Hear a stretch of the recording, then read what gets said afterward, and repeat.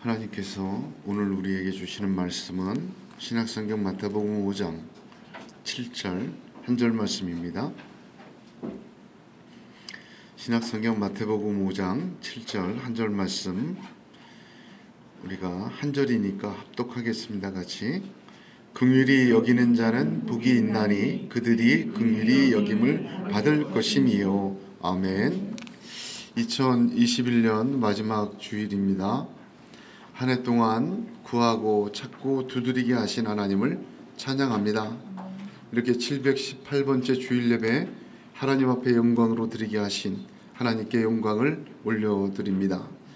이 한 해 동안 주의 교회와 복음을 위해 숨게 수고하고 헌신하신 우리 성도님들과 모두에게 감사와 또한 은혜를 함께 나눕니다.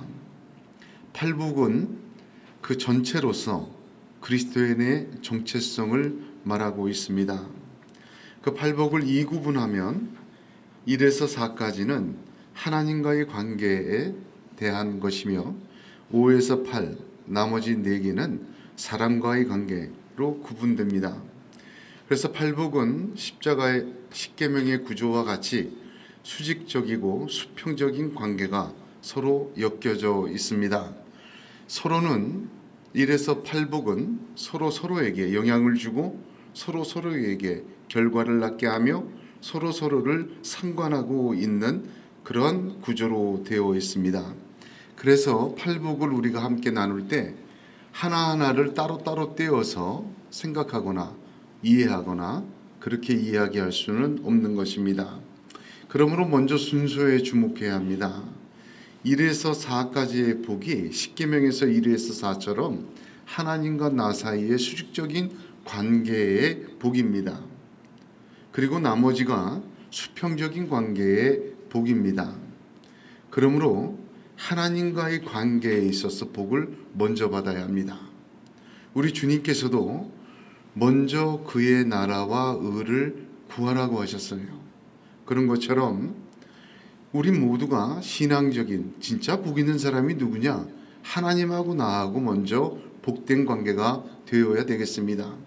하나님하고 나하고 먼저 복된 관계가 되어질 때, 그리고 우리 수직적으로 옆으로 세상과도 복된 관계가 이루어지는 것입니다. 이 순서는 굉장히 중요하죠. 어떻게 보면 수평적인 관계가 다 틀어질 때 보면 그 근본적인 원인이 하나님과 나와의 관계가 틀어져 있음에 기인한 것을 많이 보게 됩니다. 그러므로 하나님과 먼저 온전한 관계, 하나님과 복된 관계, 그를 먼저 맺으시는 그러한 우리 모두가 되어야 될 줄로 압니다. 두 번째로 주목해야 하는 것은 팔복은 복 받는 전제 조건이 아니라는 것, 이거 기억하셔야 됩니다. 우리가 이러한 상태, 복에 예를 들면 심령이 가난하고 애통하고 의에 줄이고 목마르고 온유하고, 이러한 상태를 하는 이유가 복을 받기 위해서 그렇게 해서는 안 된다는 겁니다. 복이라는 것 자체가 원래 거저 주시는 하나님의 은혜입니다. 거저 주시는 거예요.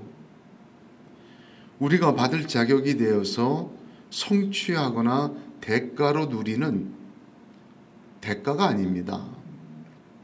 놀부와 흥부의 이야기 아시죠? 제비다리 부러진 것을 고쳐줬더니 흥부가 박씨를 물어와서 심었더니 박이 컸어요. 그걸 잘라니까 금은보화가 가득했어요. 그걸 보고 놀부가 나도 저렇게 하면 되겠구나 하고 멀쩡히 잘 다니는 제비를 붙들어다가 다리를 부러뜨리고는 꼭 고쳐서 보냈어요. 그랬더니 그 제비가 역시 박씨를 물어왔는데 그 박씨를 심어서 자라고 나니까 큰 저주를 받았습니다. 놀부와 흥부의 공통점은 제비다리 고쳐준 거예요. 차이점은 흥부는 그냥 고쳐준 거고 놀부는 부러뜨리고 고쳐준 거예요.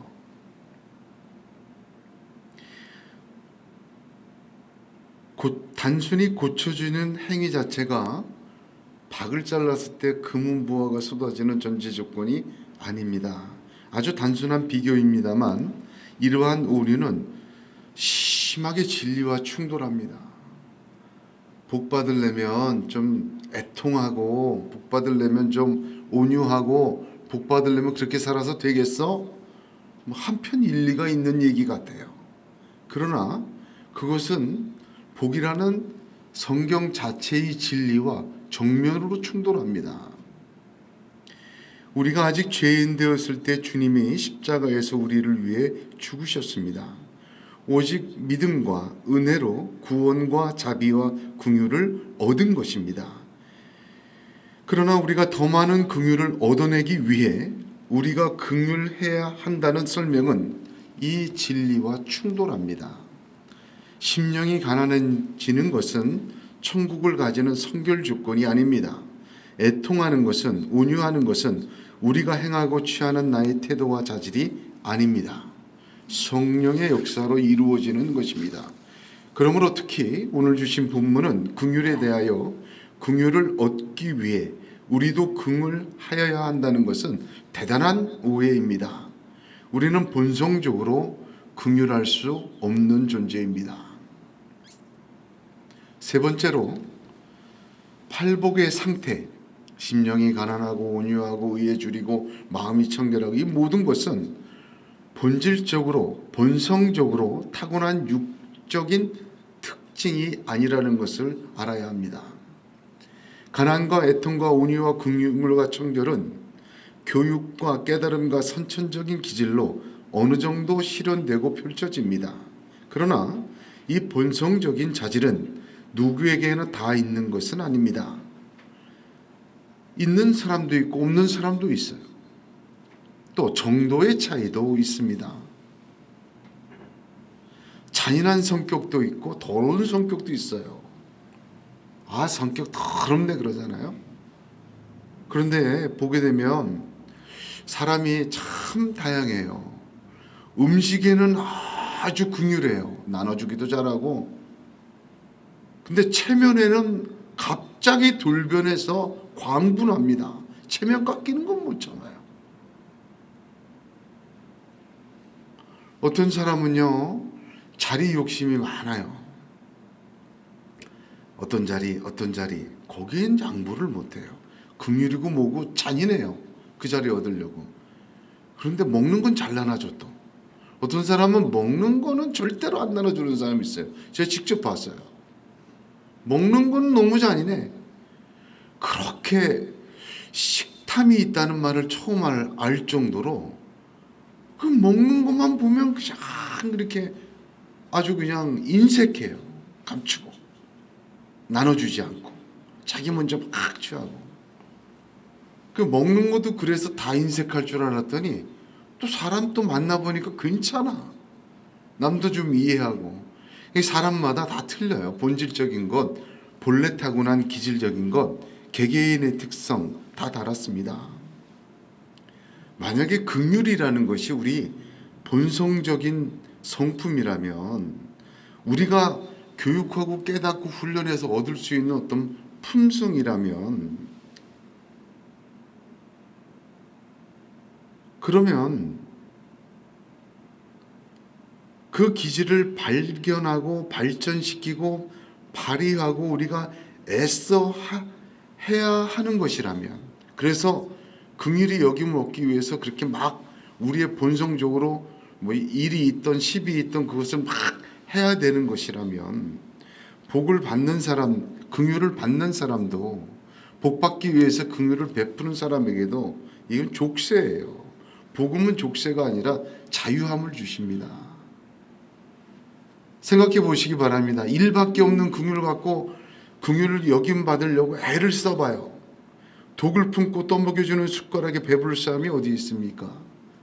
내가 하기는 하는데 긍휼히 여김 받으려고 어쩔 수 없이 한다. 내가 너 때문에 하는 줄 아냐? 생각 같아서는 이렇게 못한다. 그러나 내가 하나님 앞에서 두려워서 한다. 여러분, 이거는 아니에요. 미움과 저주를 가득 담고 아무리 긍휼이라는 금수저로 긍휼하게 행동하는 자, 긍휼히 여기는 거, 여러분 얼마나 그 긍휼 받는 사람에게도 그게 족쇄인 줄 아십니까?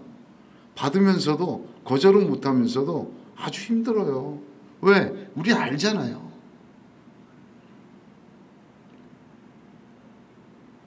긍휼하는 사람도 힘들고 긍휼 받는 사람도 힘들어요.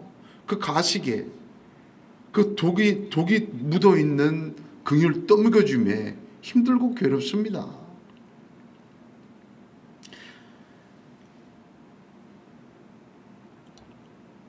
어떻게 긍휼 이 말씀대로 긍휼할 수 있습니까? 절대 못해요. 우리의 본질로는. 또한 긍휼히 여기는 자는 복 받는다. 긍휼히 여김 받는다 했잖아요. 그러면 복음이라는 것이 진리라는 것이 아주 일부의 고귀한 품성을 가진 그런 사람들에게만 복을 주는 제한적인 것이냐? 천만에요. 복음은 누구에게나 주시는 것입니다. 복음은 모든 사람을 위한 말씀입니다. 복음은 우리가 가진 죄로 물든 품성을 이야기하고 있지 않습니다.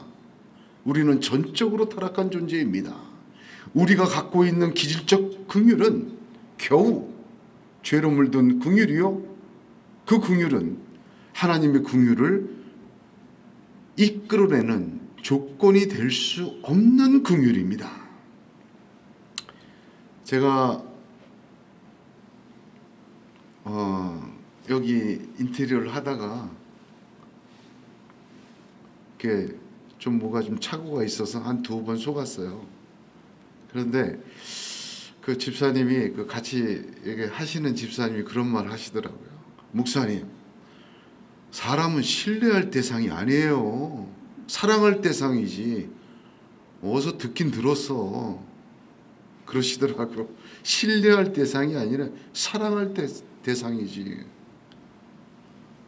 근데 그분이 이걸 완공시켜 좋은 분이에요. 내가 평생 한다 그랬어요. 예. 신뢰할 대상이 아니라 사랑할 대상이래요. 사랑도 해야죠. 그리고 믿어야 돼요.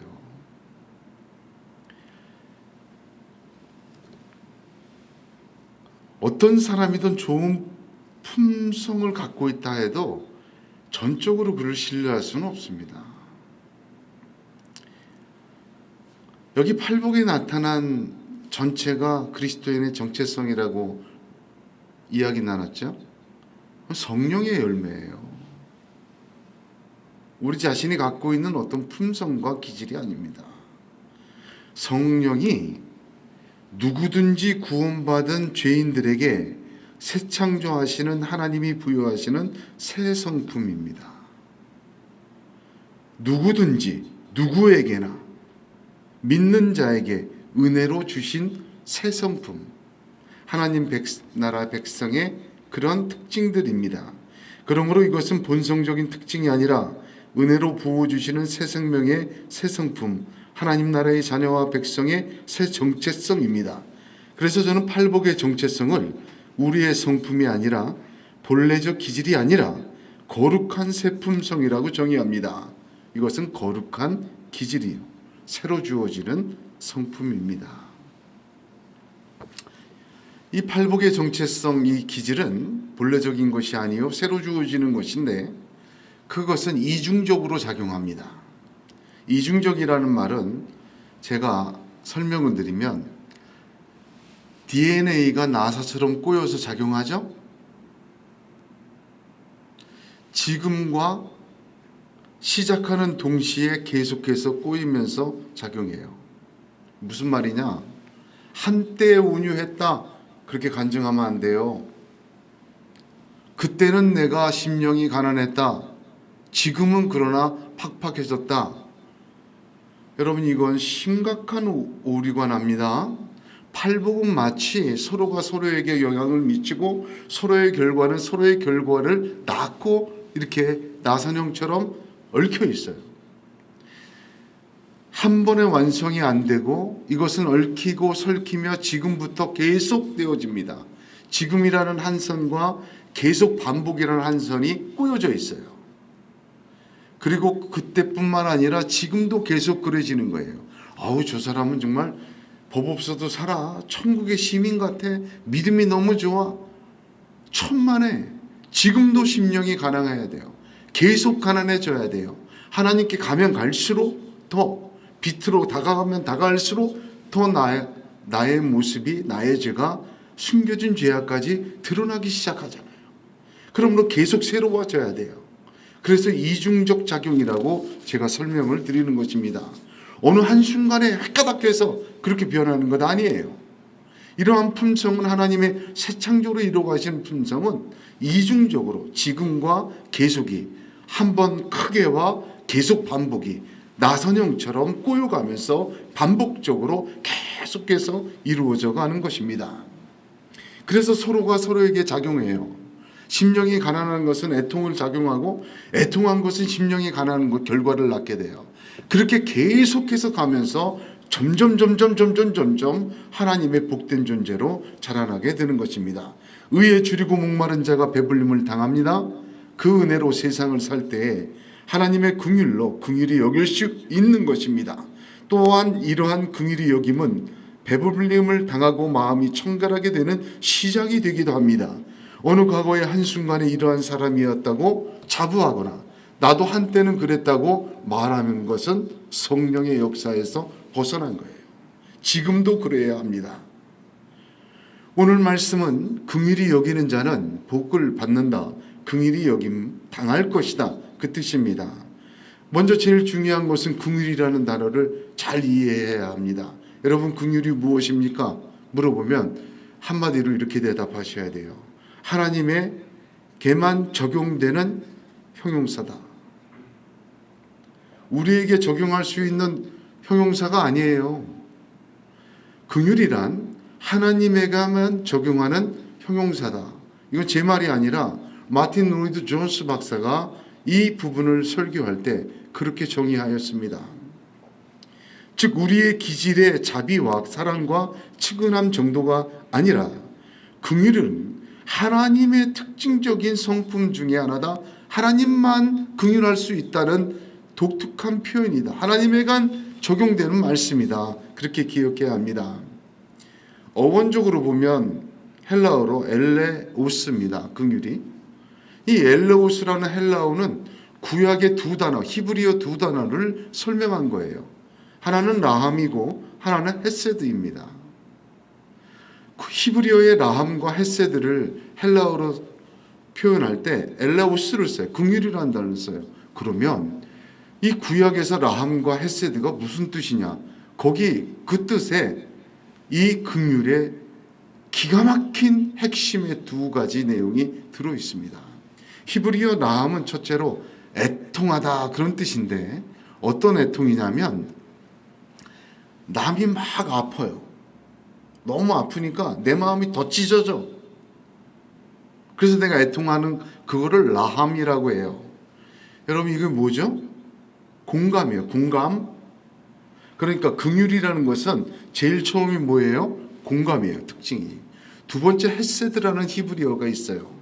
헤세드라는 히브리어는 인자, 자비 이렇게 번역이 돼요. 자비라고 번역되는데 이것은 뜻이 중요한 게 아니라 헤세드라는 단어의 자비는 강력한 행위의 뜻이 들어있어요. 그러니까 자비의 행위다. 헤세드예요. 그러면 엘레오스라는 이 긍휼의 정체가 뭐냐? 어원적으로 얘기할 때 공감과 자비의 행위예요. 하나님은 우리를 공감하셨어요. 공감하시고 느끼신 것뿐만 아니라 직접 이 땅에 오셔서 십자가를 지심으로 자비의 행위를 베푸셨어요. 이 긍휼의 뜻이 바로 공감과 자비의 행위입니다. 누구밖에 할 수 없어요? 하나님밖에 할 수 없는 하나님에게 사용되는 형용사입니다. 완전한 공감. 어떤 사람 보면요. 자, 저 특이하죠. 제 애도 여기 있지만 군대 갈 때 이렇게 머리 다 깎아놓고 막 연병장에 막 1000명씩 모아놓고 있잖아요. 다 깎아놔가지고 갑자기 머리를 다 밀어버리니까 우리 아들이 어디 있는지 찾을 수 없는데 딱 보여요, 눈에. 엄마들 신기하죠? 놀이터에서 막 놀고 있는데 애가 넘어져 막 울어요. 근데 집안에 있다 그걸 들어. 애가 운대. 아이고, 기가 막혀요. 그 공감 능력이 뛰어난 사람들이 있어요. 특히 여성분들이 자녀에 대해서 그래요. 공감 능력이 뛰어나요, 여성들이.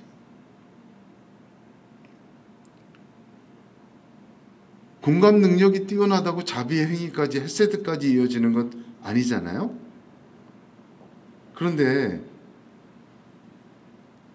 고린도전서 2장 11절을 보면 사람의 사정을 사람의 속에 있는 영 외에는 누가 알리요 하였습니다.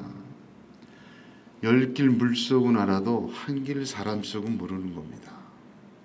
공감이 뛰어나든 공감이 약하든 간에 완전한 공감은 하나님만 하실 수 있어요.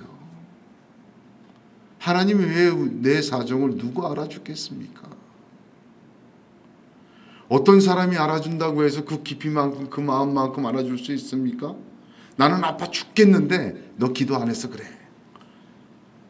나는 너무 피를 철철 흘리고 있는데 너 뭐 죄 지은 거 있는가 한번 곰곰이 생각해봐. 나는 뭐가 안 돼가지고 너무 괴롭고 있는데 에이 거듭나지 못해서 그래. 아, 그런 말 들을 때마다 어떻게 보면 그런가 하면서도 속으로는 뭐 이런 게 다 있어. 아픈 데다가 너 칼질을 해. 그런 생각도 들어요. 하나님 앞에 엎드릴 때만 마음이 평안해져요. 왜? 하나님은 나를 조성하시고 내 마음을 아시니까 안 엎드릴 수가 없는 거예요. 그러니까 하루라도 무릎을 꿇지 않으면 안 되는 거예요. 왜? 내 속을 알아줄 사람이, 진짜 알아주는 사람 하나님밖에 없어요.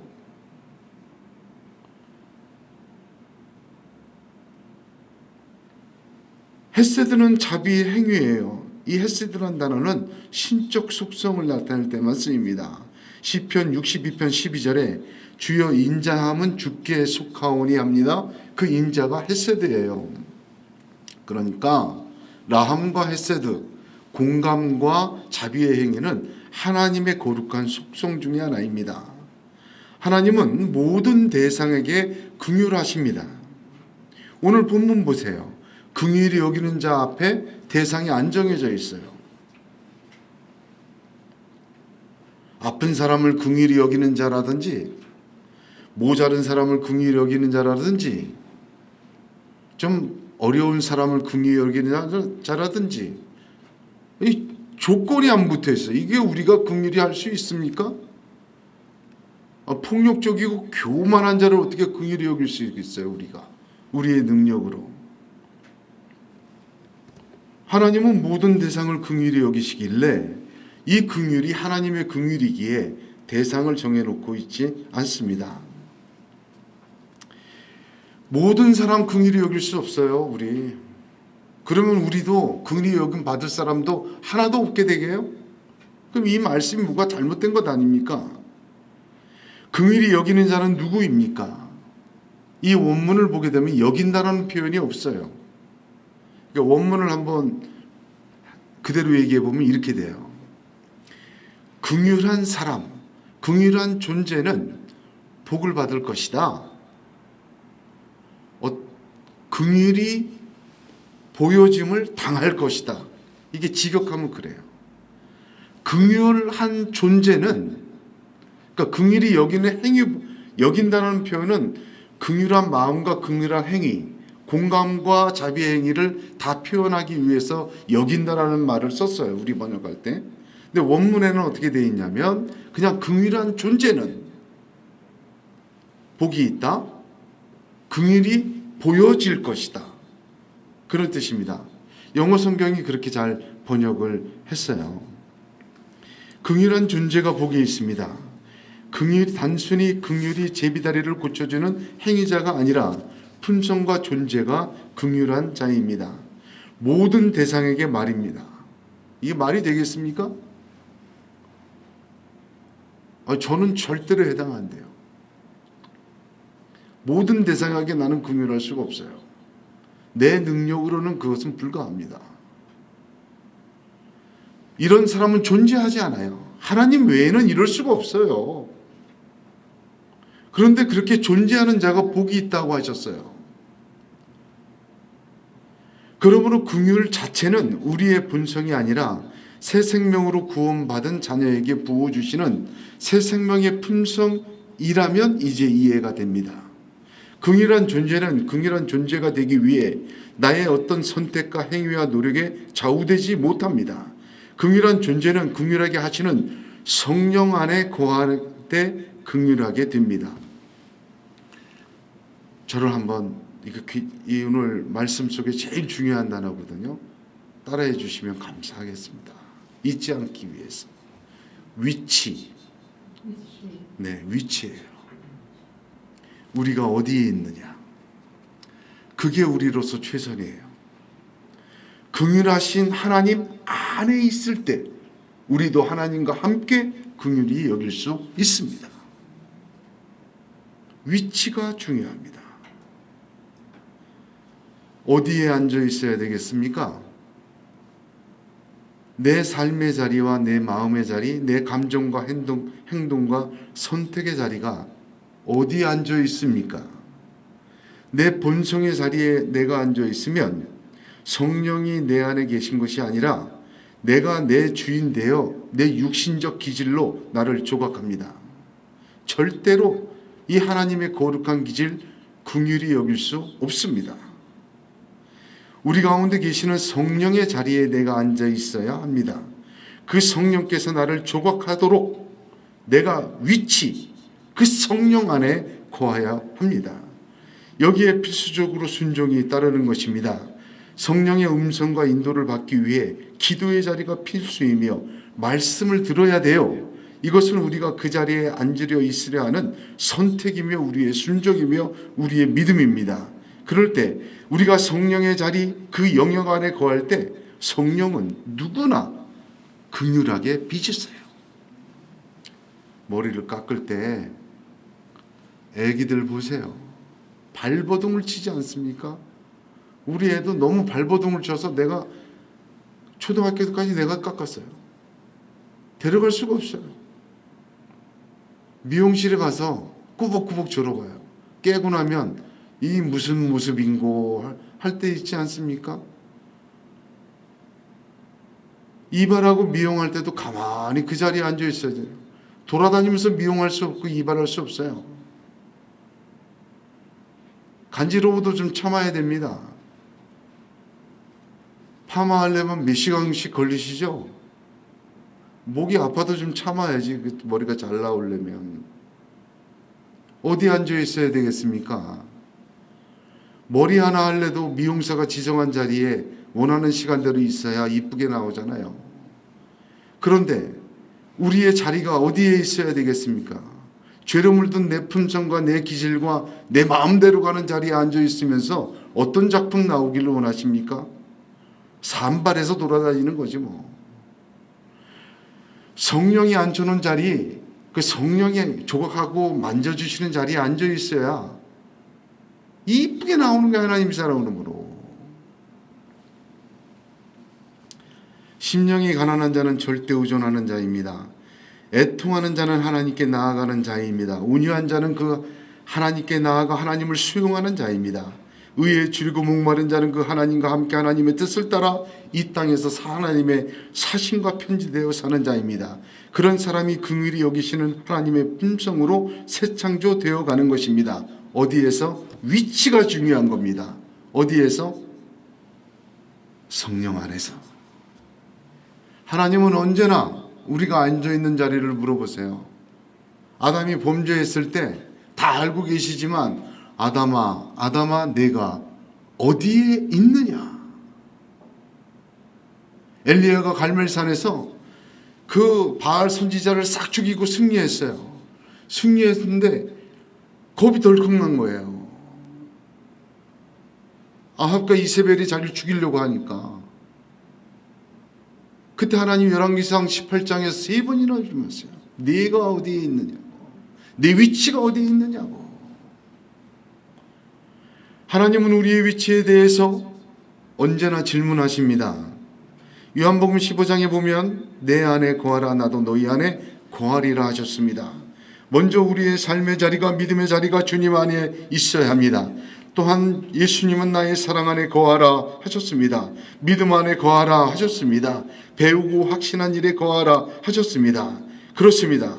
우리의 위치가 주님 안에, 말씀 안에, 성령 안에 있어야 합니다. 그 속에서 성령의 역사가 있으며 생명의 역사가 있습니다. 고철도, 녹슬은 고철도 시뻘건 용광로에 들어가서 쇳물로 변했다가 아름다운 틀에다 부어지면 솥도 되고 예쁜 그릇도 되고 큰 기계도 되고 다시 되는 거예요. 그런데 이 쇠가 시뻘건 용광로에 들어가지 않고 뜨겁다고 안 들어가고 그냥 길바닥에 널브러져 있으면 고철이에요. 고철. 성령의 불로 때워야 돼요. 주님의 용기에 흘러들어가야 합니다. 그 안에 있을 때 고철이 새로운 놀라운 존재로 변하게 되는 것입니다. 성경의 긍휼의 특성은 무엇입니까? 그러면 하나님이 보여주신 공감과 자비의 행위는 무엇입니까? 그걸 따라야 하는 거죠. 첫 번째는 영혼 구원이에요. 그저 좀 떡 하나 더 주고 좀 달래주고 그 정도가 아닙니다. 그런 차원이 아닙니다. 긍휼히 여기는 자, 여러분 생명 구원을 위해서 긍휼히 여기십시오. 하나님이 그러셨습니다. 영혼을 불쌍히 여기는 것, 우리가 하나님 따라하는 긍휼이에요. 내가 그 영혼 불쌍히 보는 것, 이건 내가 하나님 안에 있는 거예요. 하나님 나를 조각하시는 거예요. 영혼은 불쌍한데 인생은 꼴보기 싫어. 그러면 안 돼요. 영혼이 불쌍하게 느껴질 때 그걸 하나님이 하시는 거예요. 내 고철과 같은 마음을 용광로에 녹이신 거라고. 하나님의 관심이에요. 아무리 치장하고 부와 부러울 것이 없는 삶이라도 그 영혼을 보면 영혼이 벌거벗고 있고 그 영혼이 죽어가는 것을 보게 되기 시작해요. 하나님이 하시는 거예요. 우리 자신이 그랬잖아요.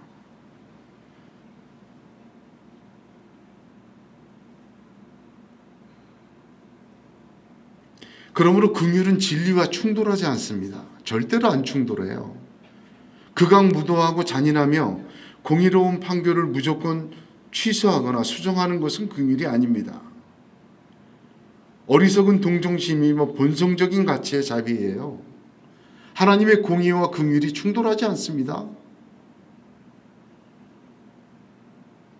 그렇게 하나님 앞에서 위치가 중요하다 말씀드렸는데 그런 긍휼의 사람 하나님이 긍휼히 보아주신다 약속하여 주셨습니다. 긍휼히 보아주신다는 이 말씀은 지금 현재도 그렇지만 궁극적으로 하나님의 심판대에서 하나님 기억하시고 긍휼히 봐주신다는 말씀이 굉장히 중요합니다. 우리가 그 심판대 앞에서 긍휼히 여김받는 것은 우리가 한 긍휼에 대한 대가가 아닙니다. 하나님의 품성으로 빚어진 하나님의 자녀에게 주시는 상급이라는 말입니다. 상급이에요. 히브리서 11장에 뭐라고 되어 있죠? 하나님께 나아가는 자는 반드시 그가 계신 것과 자기를 찾는 자들에게 뭘 주는 자임을? 상 주시는 자임을 믿어야 할지니라 하였습니다. 할렐루야. 누가복음 15장을 보면 돌아온 탕자가 아버지 재산 다 탕진하고 돼지가 먹는 쥐염 열매도 안 주워가지고 못 주워 먹고 굶어 죽게 됐어요. 혼자 생각합니다. 아버지 집에는 품꾼들도 풍족히 먹는 나는 여기서 줄여 죽는구나. 굶어 죽는구나. 그리고는 이렇게 생각해요. 뭐라고 했냐면 지금부터는 아버지의 아들이라 일컬음을 감당하지 못하겠나이다. 나를 품꾼의 하나로 보소서 하리라 하고 돌아옵니다. 이거 인간이 들된 거예요. 돌아오는 것 자체, 위치를 바꾸는 거는 기가 막힌 일이에요. 근데 품꾼의 하나로 보소서 하리라? 이거는 타락한 의예요. 타락한 의. 자기의 위치를 품꾼으로 규정하고 오는 겁니다. 품꾼은 뭐 하는 사람입니까? 대가와 보수를 원하고 바래서 일하는 사람이요 먹고 사는 사람입니다. 품꾼 애는 품삯 줘야지. 아주 겸손하고 낮아진 듯하지만 이 둘째 탕자의 자리는 자기 본성의 자리요, 자기 본질적 기질의 겸손이요, 인생의 고초를 많이 겪어서 단련된 본질적 죄된 본성의 판단이에요. 그러나 아버지는 그가 그러고 오는데 아직도 거리가 먼데 아버지가 그를 보고 측은히 여겨 달려가 목을 안고 입을 맞추었다 합니다. 그게 아버지의 첫 번째 반응이에요. 먼 데서 보고 측은히 여겨서 공감한 거예요. 모습만 봐도 알아. 저게 어떻게 살았는지, 저게 지금 무슨 마음 먹고 오는지 모습만 봐도 알아. 공감하셨어요. 그리고 달려가셨어요. 뭐 하셨어요? 자비의 얘기를 베푸셨어요. 아무 말도 없이 그냥 끌어안아주고 입을 맞춰줬다 이 말입니다. 아버지의 이 공감과 자비의 행위에 탕자의 어떠한 공로가 없어요. 돌아온 것뿐이에요. 그 존재 자체에 하나님은 측은히 여기시고 그를 아신 것입니다. 그런데 이 탕자가 뭐라고 해요? 와서 자기 얘기를 또 꺼내요. 나를 품꾼의 하나로 보소서. 그러나 아버지는 그의 옷을 먼저 갈아입힙니다. 옷 갈아입히는 것은 신분을 바꿔주는 거예요. 아들의 지위를 회복시킨 거예요. 가락지를 끼웁니다. 가락지는 재산권과 또한 모든 권리를 회복시켜준 거예요. 신의 발에 신을 씻깁니다. 이 맨발로 온 거예요. 그지가 돼갖고. 그리고 뭐 하세요? 잔치를 베풀었어요. 긍휼히 여기심의 하나님의 모습의 대표적인 것입니다. 하나님은 어떻게 우리를 긍휼히 보십니까? 먼저 지금 여기서 우리의 탕자와 같은 존재를 내면에서부터 얼싸안고 끌어안고 입맞춤으로 회복시키시고 은혜를 주시며 축복하십니다. 아무 말도 않고 달려와 목을 안고 입을 맞춰주시는 것입니다. 그런 하나님이 잔치까지 베푸시는 거예요. 긍휼히 여기는 자는 사람들로부터 긍휼히 여김 받습니다. 그게 이치예요. 제일 중요한 것은 하나님으로부터 긍휼히 여김을 받는 것입니다. 시편 18편 25절에 자비로운 자에게는 주의 자비로우심을 나타내신다 하셨습니다. 야고보서 2장 13절에도 긍휼을 행하지 아니하는 자에게는 긍휼 없는 심판이 있으리라 말씀하셨습니다. 오늘 우리의 삶과 우리의 믿음, 우리의 생각과 행동과 감성과 만남과 선택의 위치가 중요합니다. 어디 계십니까? 어디에 있어야 하겠습니까? 새 생명으로 태어나 하나님과의 수직적인 관계에 정체성을 가진 자는 수평적인 세상과의 관계에서 반드시 성령 안에 거하여야 합니다. 그 속에서 하나님 우리를 빚으시고 우리를 통하여 하나님의 거룩한 긍휼을 나타내기 원하십니다. 우리를 구원하신 하나님 우리를 거룩한 산으로 데려가 화려한 용모를 보여주시며 초막을 짓고 거기서 살라고 말하지 않으세요. 다시 그 죄 많은 세상, 실패한 세상, 귀신 들린 아이를 내쫓지 못하는 그 세상으로 데리고 나가세요. 그곳에서 하나님은 우리를 하나님과의 관계에 복받은 자로서 이 땅에서 바로 이 내 삶의 자리에서 성령 안에서 그 속에서 변화시키시고 빚어가시는 걸 믿으시기를 바랍니다. 공감하며 자비하는 것, 내 본질과 성품, 긍휼이 못됩니다. 오직 성령 안에 거하십시오. 말씀에 순종하고 기도의 자리를 놓치지 마십시오. 하나님이 그렇게 만들어 가십니다. 그런 사람 마지막 심판대 앞에서 그 품성조차 긍휼한 사람으로 바꾸어 놓으시고 하나님의 긍휼히 여기심을 받게 하실 줄로 믿습니다. 그렇게 다 되는 저와 여러분 되기를 우리 주 예수 그리스도의 이름으로 축복합니다. 기도하시겠습니다. 거룩하신